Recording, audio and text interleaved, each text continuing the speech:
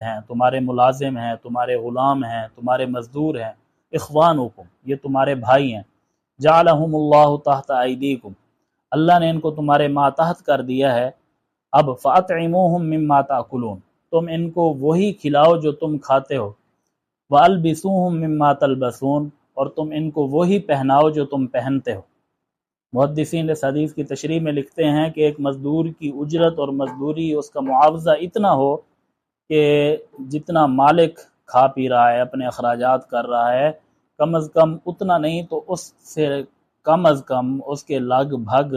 اس کے قریب قریب مزدور بھی اپنے بچوں کے اس طرح اخراجات کو پورا کرے اور اس کی ضروریات زندگی جو ہیں وہ اس سے آسانی سے پوری ہو سکے۔ یہ نہیں کہ صبح سے شام تک وہ بیچارہ کام میں لگا رہے اور اس کو جو مزدوری ملے وہ اتنی کم ہو کہ اگر وہ راشن خریدے گا تو بجلی کے بل کے پیسے پورے نہیں ہوں گے، اگر بجلی کا بل دے گا تو راشن خرید نہیں سکتا، دوائیاں نہیں خرید سکتا۔ تو اس لیے حدیث میں آپ صلی اللہ علیہ وسلم نے کس قدر جامعیت کے ساتھ ارشاد فرمایا کہ فاطعموہم مما تاکلون، تم ان کو وہی کھلاؤ جو تم کھاتے ہو، والبسوہم مما تلبسون، اور تم ان کو وہی پہناؤ جو تم خود پہنتے ہو۔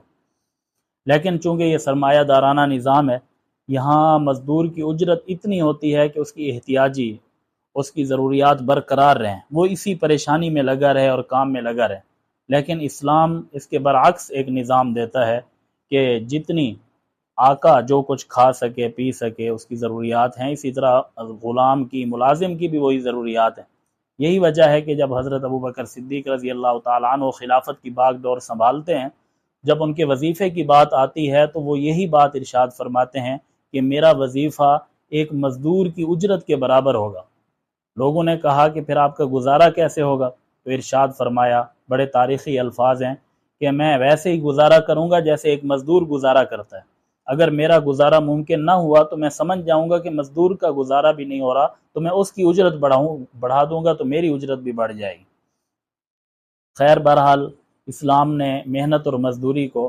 اور اپنے ہاتھ سے کمانے کو اور اپنے جسم کو مشقت میں ڈال کے بیوی بچوں کے اخراجات، نان نفقے کی جو ذمہ داری ہے اس کو پورا کرنے کو اسلام بڑی قدر کی نگاہ سے دیکھتا ہے، اور شریعت کا یہ حکم ہے کہ حقیر سے حقیر پیشہ بھی ہاتھ پھیلانے سے بہتر ہوتا ہے، کہ بندہ کوئی سے کوئی گھٹیا کام بھی کرنا شروع کر دے۔ کام تو کوئی گھٹیا نہیں ہوتا، کام تو